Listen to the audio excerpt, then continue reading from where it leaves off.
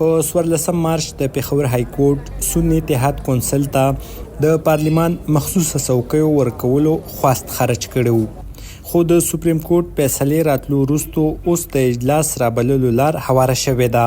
نو که اوس په موجوده سیناریو کې د صوبایي اسمبلۍ اجلاس روم واړي او اجلاس وشي نو اوس په هغې باندې باونډ نه ده چې دوی به دغه مخصوص نشستونو اوت ورکوي او یا هغې به ممبران ګرځوي.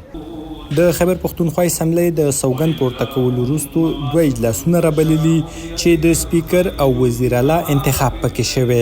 څېړونکي وایي د مخصوصه څوکیو په سر د شخړې له وجې بیا کوم اجلاس نو رابلل شوی او نه هم په صوبه کې د بارانونو نه د شوي زیان د ترهګرۍ د پیښو او د بجټ تیاری په شان مهمو مسلو باندې بحثونه شوي دي.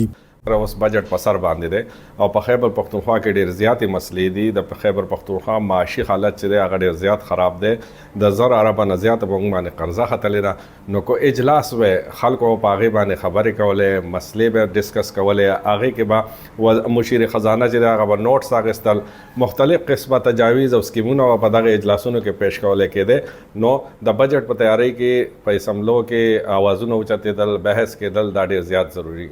د خیبر پښتونخوا د حکومت نظر معلومولو لپاره مو د وزیر اعلی د اطلاعاتو سلاکار بیرسټر محمد علي صاحب او د خزانه وزیر مزمل اسلم سره د واتس اپ او ټلیفون د لارې د رابطې هڅه وکړه خو بریالي نشو چې نظر معلوم کو.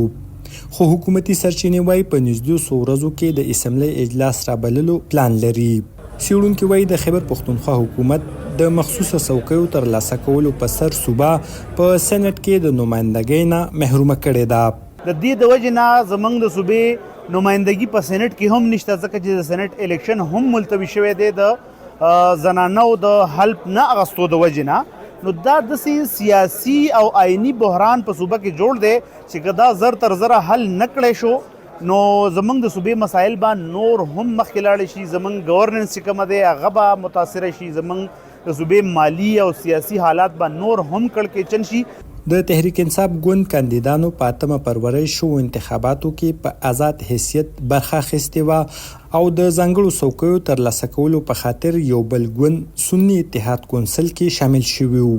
خو بیا هم الېکشن کمېشن دغه ګوند ته د 10 ځانګړو او 3 اقلیتي څوکیو ورکولو نه انکار کړی و. د پاکستان الېکشن کمېشن په 15 مارچ د سنی اتحاد کونسل د برخې ځانګړې څوکۍ په نورو سیاسي ګوندونو ویشلې وي او سنی اتحاد کونسل د دغه فیصلې پر ضد پېښور هایکورټ ته خواست کړی و. ارشد مومند، وایس اف امریکا، ډیوا، پېښور.